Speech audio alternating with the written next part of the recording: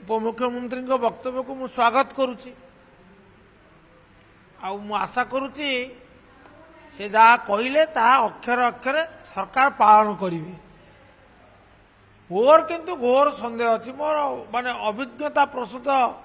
ज्ञान कहूँ जे कटली चटनी बंद हो पारना हो जदि से करें ताहले गोटे बड़ सफलता हम सरकार बड़ सफलता अर्जन करतु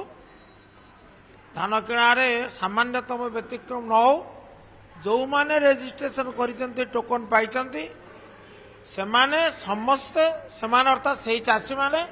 तांकर समस्त धान बिक्री करंतु मंडी रे बिक्री करंतु तापरे गनी विभागर पैसा से पांतु 5 क्विंटाल आनिले 5 क्विंटाल सरकार तांकटू ग्रहण करंतु कटली सेठी करंतु नाही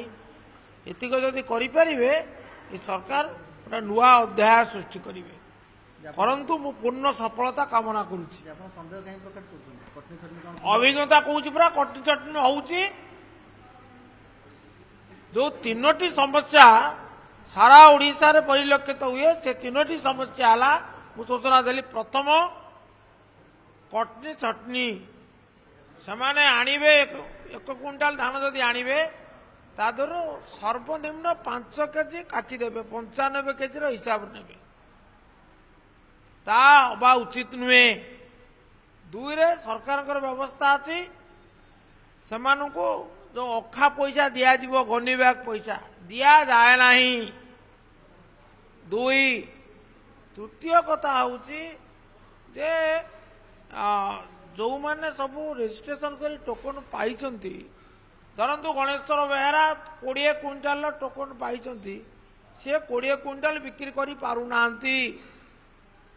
15 क्विंटाल 12 क्विंटाल बिकुचंती अवशिष्ट आउ से नौ नांती मंडी रे। तेणु समस्त टोकन पाइतिबा चाषी माने तांकर